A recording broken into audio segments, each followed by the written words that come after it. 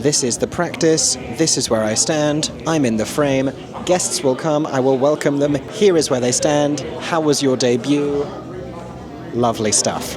Oh my god, hey everybody, welcome to the 2025 Stage Debut Awards, celebrating emerging, debut, exciting, fresh talent in the London and UK theatre industry. I am here at this year's ceremony, bringing you hopefully full coverage of the evening. Red carpet arrivals will be beginning shortly. Hopefully we might get to chat to many of the nominees, some of the winners. Nominees include the likes of Rachel Zegler and Diego Andres Rodriguez in, of course, the production of Evita at the London Palladium, the creatives behind Titanic and The Curious Case of Benjamin Button, as well as plenty of other brand new, fresh, emerging talent. We are celebrating actors, but also creatives, directors, designers, all sorts, plays and musicals this evening here at the Stage Debut Awards. Last year's winners included Jack Wolf for his performance in Next to Normal, Yve Blake, the video team behind Sunset Boulevard, and so it's very exciting to consider who might be joining them this year. This is Aaron James, everybody. He's here as well. This is the spot this year. This is where we're going to stand for the next few hours. We've been so smart today. Come join me, Aaron James. You can be my first practice interviewee. Got to prepare for the short people. Thank you so much. We have been smart this evening because we had pre-dinner. Yes. Because this is long. Carpets into award shows takes a long time. I was at the drama desks for like 5 hours. We have our little press accreditations there. Lovely. And we're ready for some nominees and guests to come and join us. I'm going to study the face sheet. Nice to see you again. You too, how are you? I'm doing very well, thank you. The category, remind me, that you're nominated in Best West End... Best Performer in a Musical, I Performer in a Musical. Yes. Lovely. Thank you. Very nice. Of course, for your wonderful, hilarious, high-belting performance in Why Am I So Single at the Garret. Yes, I know. A long time ago now, it feels. It seems so long ago. What's your enduring memory of the time spent on that show? I think my lasting memories in general are just the experience with that company. You know, I was thinking about it earlier, and it's just so nice to be here representing all of them, because we, as a team, reflected the whole point of the show, you know, that platonic love and that acceptance of our big dysfunctional family. So, yeah, that's my biggest takeaway is that, yeah. Before that, you were one of a handful of performers who had played every single Queen in Six the Musical. Yes, guilty. Yeah, which I'd said at the time is a great way to audition for the writers by playing every other role they've ever written. Yeah, exactly, every corner of your writing. Yeah. Anything else? Do you think since Why Am I So Single, has that felt like a breakthrough to you? I saw you this summer at the Edinburgh Fringe in Footballers' Wives, again giving us beautiful vocals and vulnerability. Do you feel like you've stepped forward in the industry now a little bit?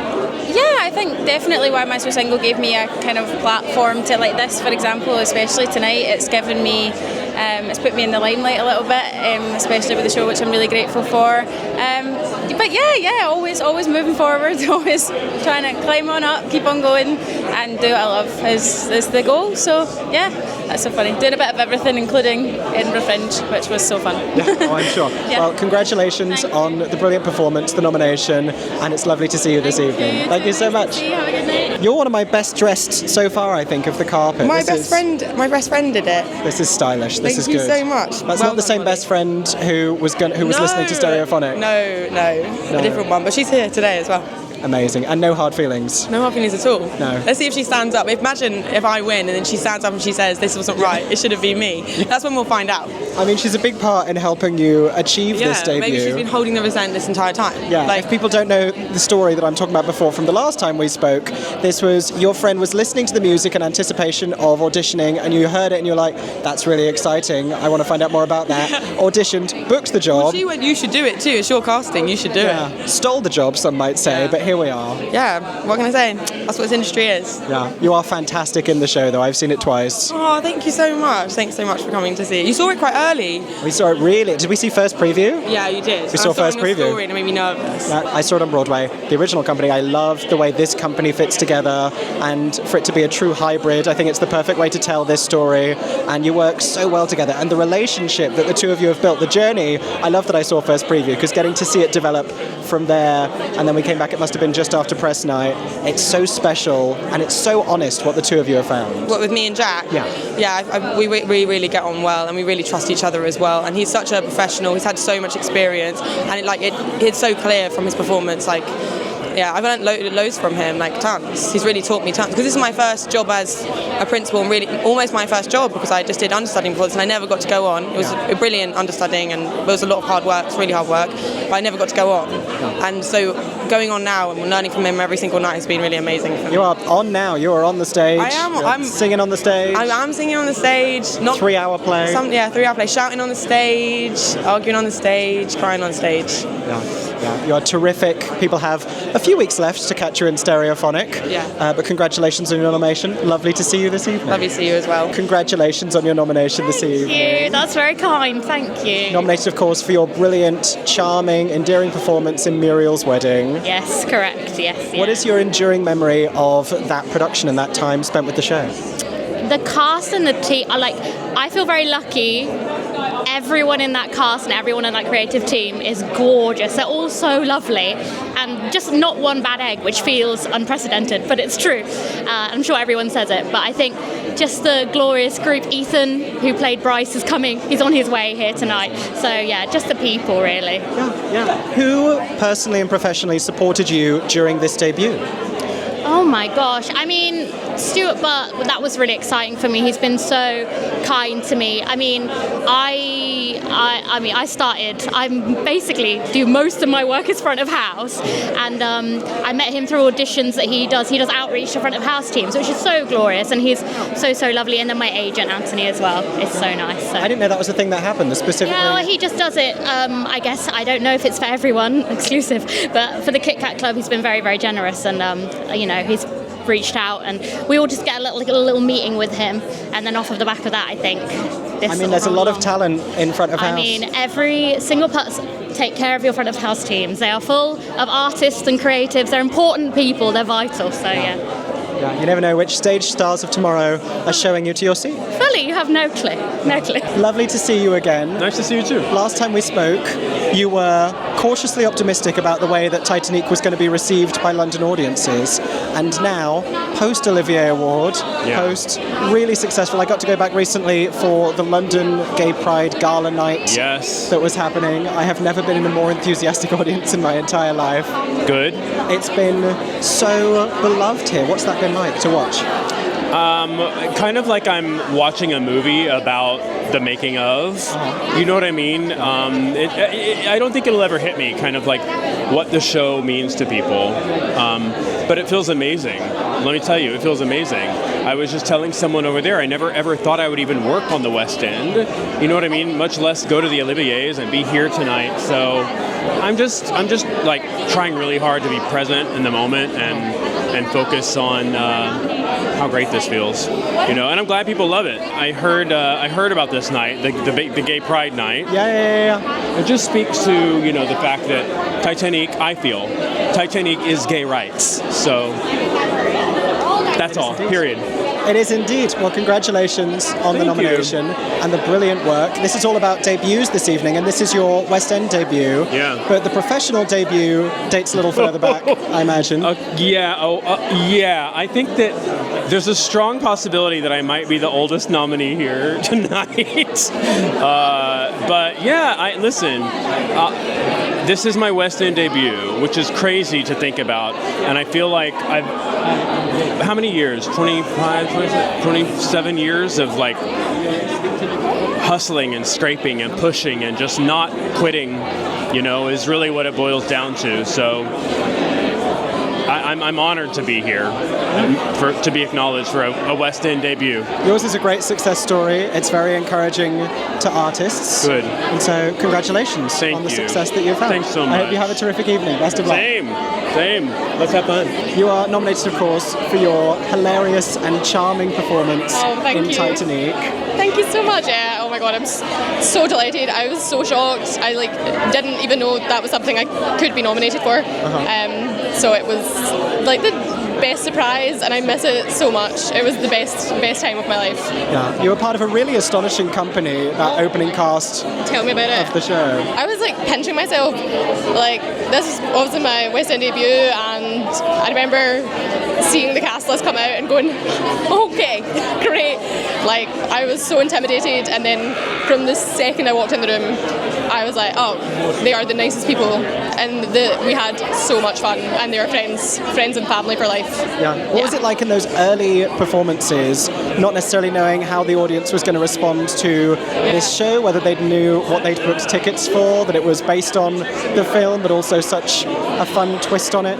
You know, I feel like we went on a real journey, and lovely Ty, who you just spoke to, was very open to us, kind of guiding the team, the majority who were from the US, and kind of letting us say, you know, I think there's some things that are going to have to shift, and there were some things that he wasn't sure on, and we were like, trust us, and I think from that first preview he was like, I get it, this is... You ain't my mother. You ain't my mother, do you know what I mean? Yeah. So it had to happen. It had to be. And we said that was the one thing we were like, Ty, it has to. Yeah, let me just put this little cherry on top of it. And it was great. It was so fun. Tell us a little bit about the work that you're nominated for this evening. Yes, the play Miss Myrtle's Garden I'm nominated for, and we did it at the Bush Theatre. It had a 6-week run, we sold out, and it was a really beautiful experience. Yeah. I've been asking everyone nominated for their debuts this evening who personally and professionally supported them in that process. So who was that for you? Professionally and personally, I would have to say it would be my godmother.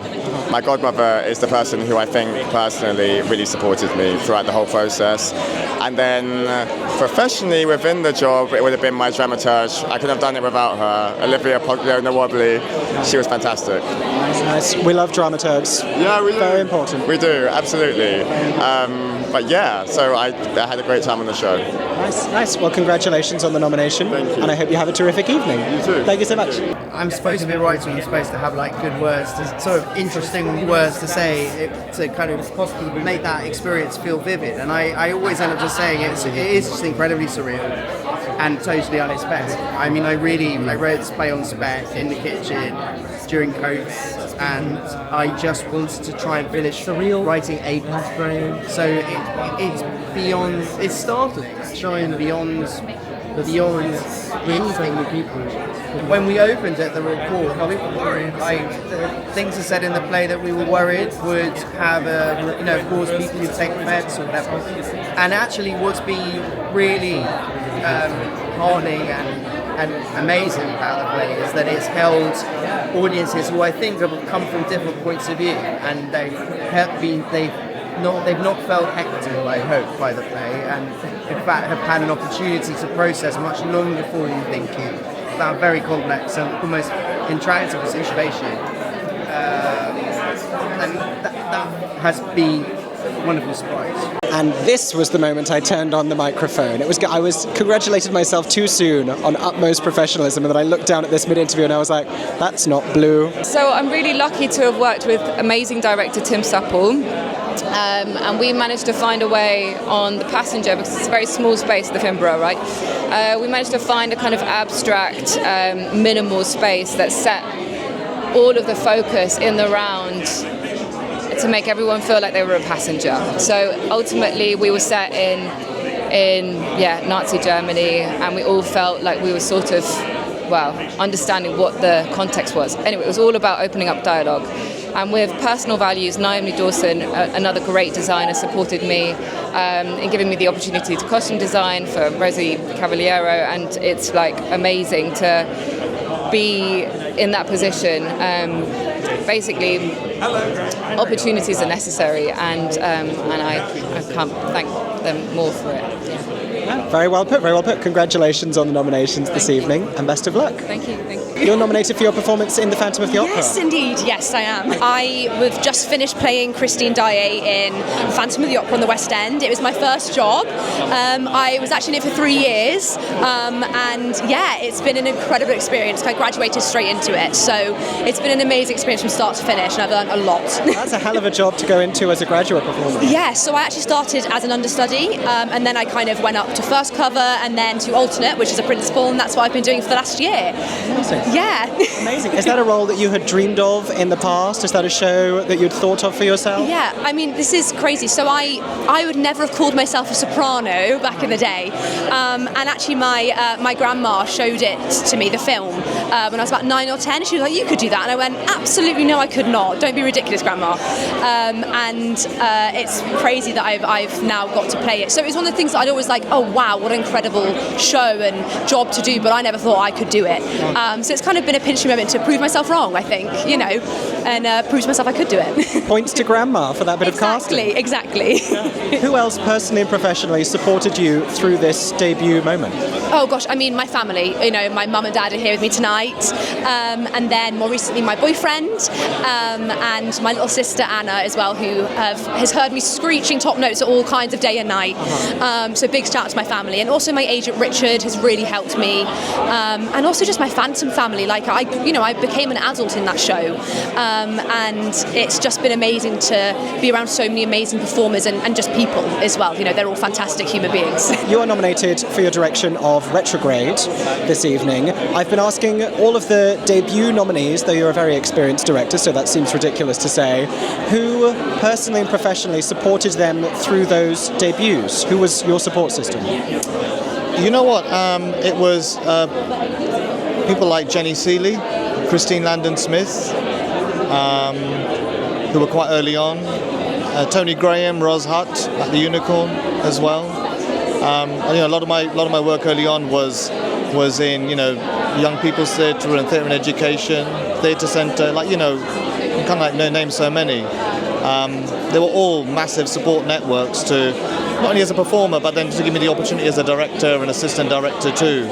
And like everyone, they need a chance, they need an opportunity. Because if they have that, then they get that chance and opportunity to show if the directing or whatever field they want to go in is kind of for them. So I would say I'm very lucky that the grassroots level really gave me such an amazing cushioning into platforming into where I am now.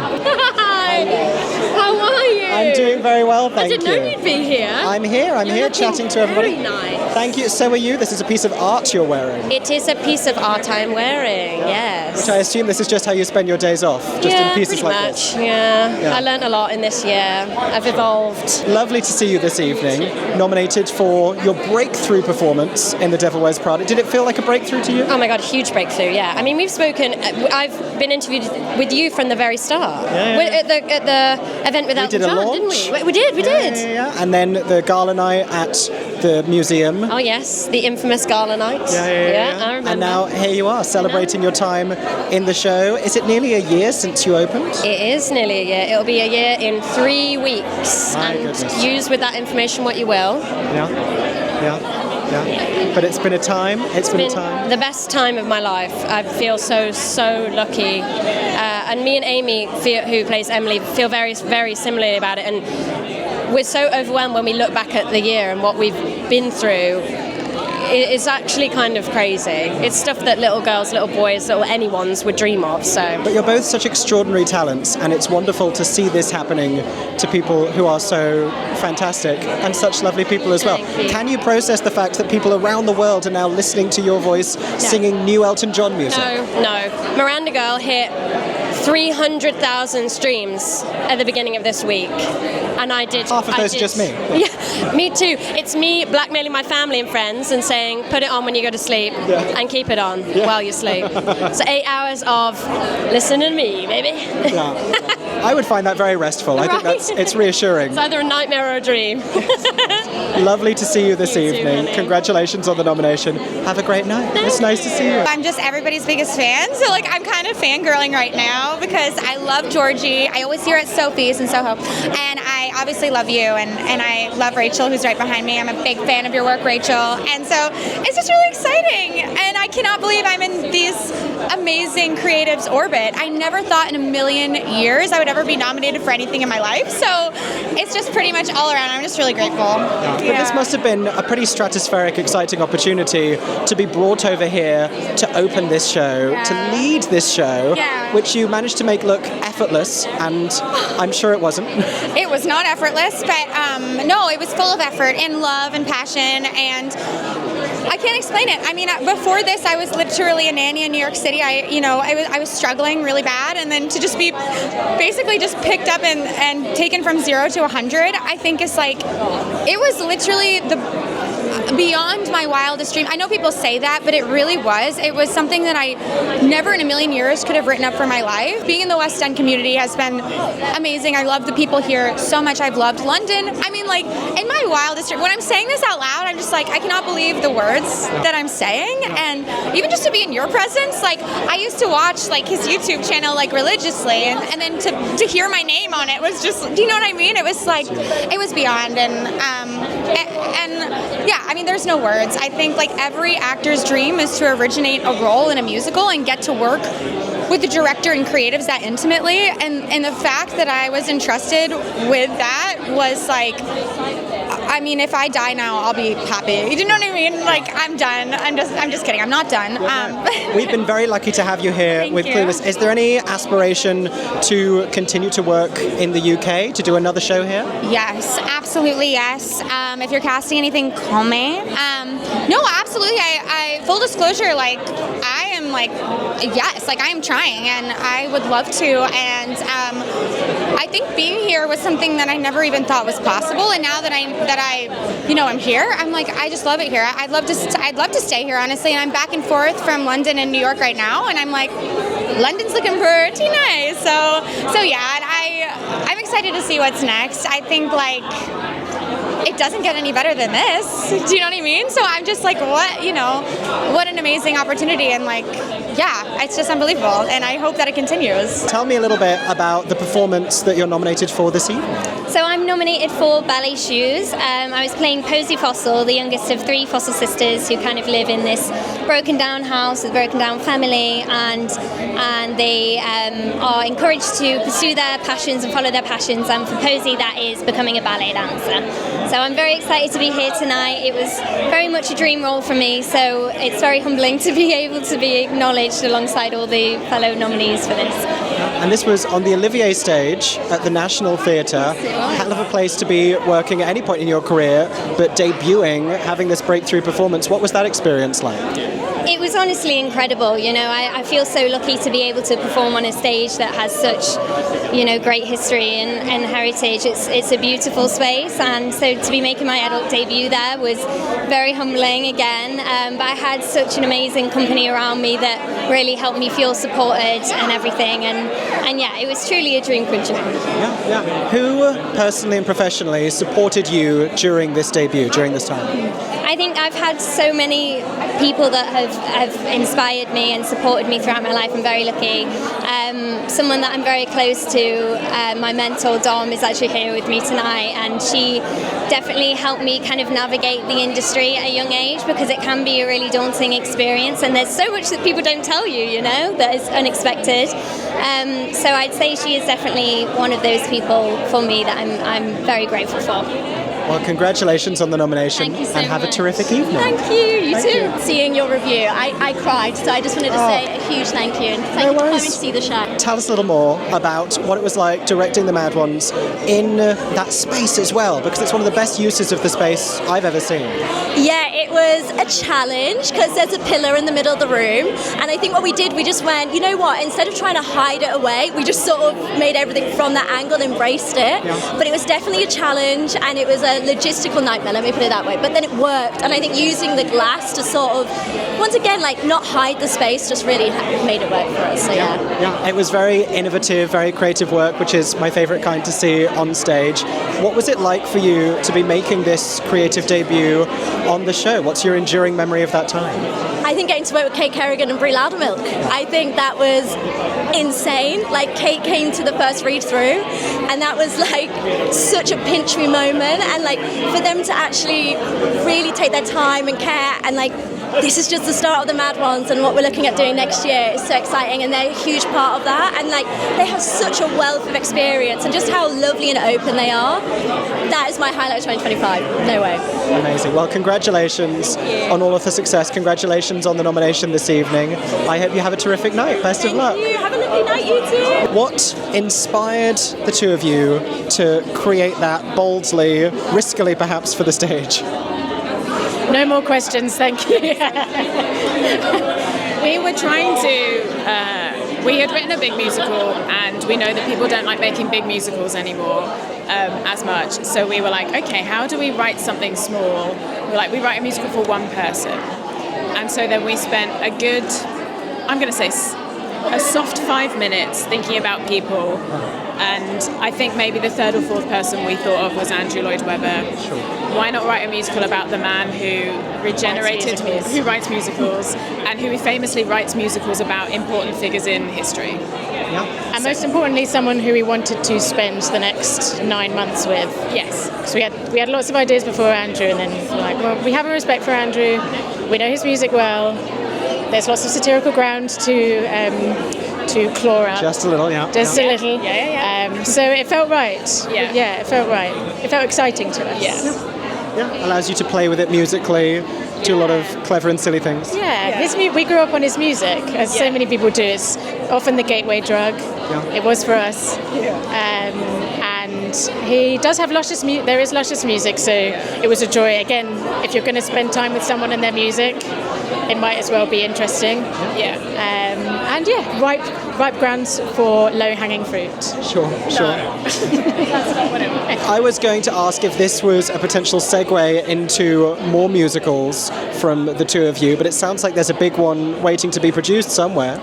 I mean, it's the thing that we've always wanted to do, and we took a couple years off the work that we normally do with the intention of writing a musical. And whilst we were doing that one, that was when we came up with the idea for One Man, and since then have been like working with some other ideas. So it's definitely the thing that we want to keep doing. And One Man was it was almost a test of let's see how this feels, let's see if we like it, let's see if we can work like this. And we've loved musicals for years. We grew up going to amateur musicals and stuff, so it's a thing that we love and a thing that maybe it took us a while to do because we were a little bit scared we'd be bad at it. And then we did One Man and we're like, okay, this is fun, we like it, let's... A very successfully dipped toe, I would say. Dipped toe, yeah. And the big one is a big ensemble.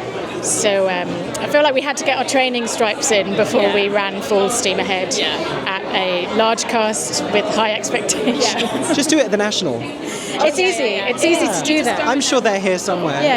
Book us a meeting and then we'll flounder in. Just network over the dessert buffet later. I'm sure it's as easy as that. Everyone's very amenable. That's exactly how it works, actually, It's first come, first served. So as long as get in there. Congratulations on being hilarious geniuses. It was very nice to meet the two of you. And I love your step. Oh, thank you. It's great. Thank you so much. Called Mickey Joe Theatre. Did you just talk about Mr. Sloan? I did. I saw it. I did. I saw it. I was going to tell you. I saw you on stage 2 nights ago. And you were fantastic. We were howling with laughter. Were you? The emotional climax of which was you crawling around on the floor searching for your teeth. In a moment of absurd, darkly comic brilliance. Brilliant. I thought. I'm so pleased you got that. Yeah. Because sometimes I'm crawling around on my all fours wondering if anyone actually gets that. But yes, you do. The absurdity is what... it's wonderful. I'm having the best time. You're, of course, an established star of the stage, but I'm wondering if you can recall what your stage debut was and tell us a little bit about that. I can. Well, apart from amateur dramatics, which, happened from the age of 13, I would say I left college in 1990 and I went on a UK #1 tour of Grease the Musical. And so 1990, and we opened in Swansea. So it was wonderful. I had the best time, but it was for about 6 months. So my stage debut post-training was a UK production of Panto in Mansfield. It was Sleeping Beauty, I believe. For a lot of performers, the first job. Yeah, it was, and I actually learned so much from that job. I learned how to do HOSWYG. It was a really wonderful cast. We did get shut, weirdly, on New Year's Eve for COVID. So we didn't do like 2 shows. I managed to get home on New Year's Eve and spend it with my friends in London. So that was lovely. Yeah, that was a really nice time actually. And I got to sing some really good songs. I got to sing like 7 Seas of Rye that week. But it was called The Princess That Is Mine. So. Oh my God, hey, welcome to the press room here at the Stage Debut Awards. We've just had some warm food. I had a little bit of pie pastry. Not the actual pie, because I had so much food beforehand.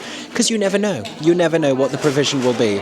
And it's many hours of standing. You have to keep the stamina up. We are waiting to find out who this year's winners are. We have not been told in advance. And last year, I found out as they walked through the door, which was very exciting. So any minute now, that's going to start happening again. Cue Stage Debut Awards 2025 Winners Montage.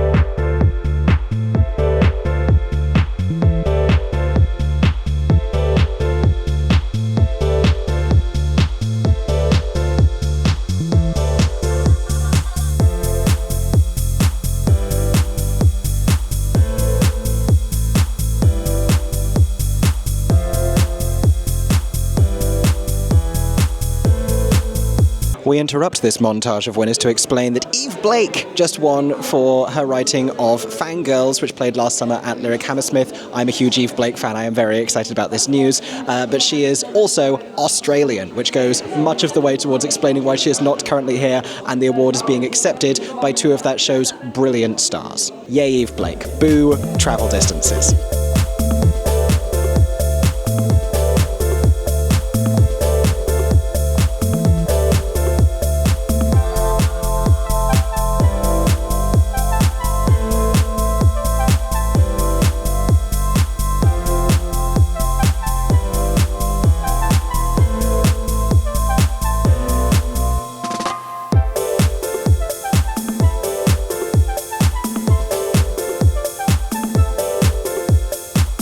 Congratulations on the Stage Debut Award. Thank you so much. Very exciting. This is for Watercolour at Pitlochry. For people who didn't get a chance to see the show, tell us a little bit about your play.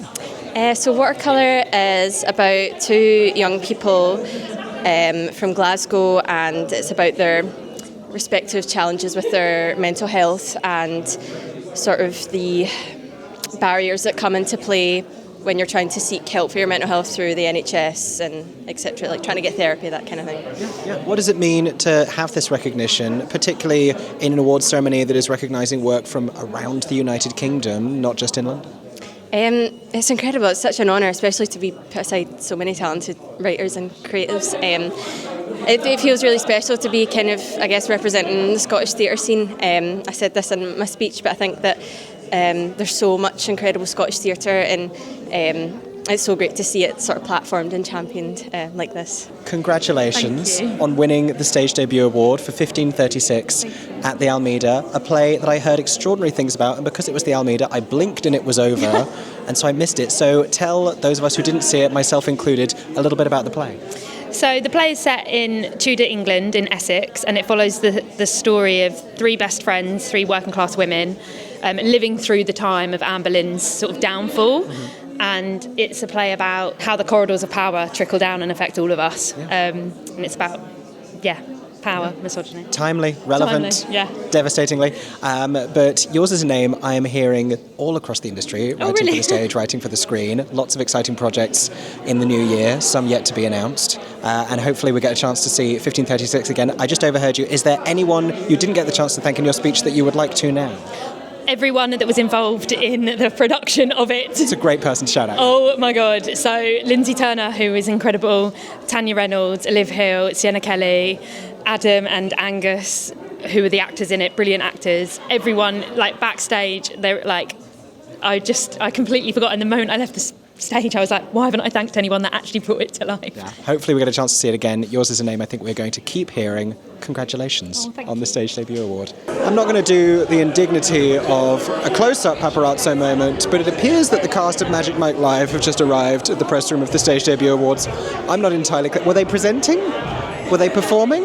Who booked this? People are being asked very sincere questions about their acting process behind me, while over there some very talented dancers and acrobats are applying lotions to themselves. And you know what? I can think of no more fitting conclusion for the Stage Debut Awards 2025 than the varied celebrations happening in the room behind me right now. Thank you for joining us on the carpet in the press room for this year's ceremony, celebrating one of my favourite things, which is new and emerging talent in the theatre industry. Some terrific winners this evening. Check out all of their upcoming future projects next year, the new plays, the new performances, and for those of them still running, go and see them while you can. I'm about to go and hit the dessert bar, but if you enjoyed this and you haven't already subscribed, be sure to do so. As always, I hope that everyone is staying safe and that you have a stagey day. For 10 more seconds, I'm Mickey Joe Theatre. Oh my god, hey, thanks for watching, have a stagey day. Subscribe!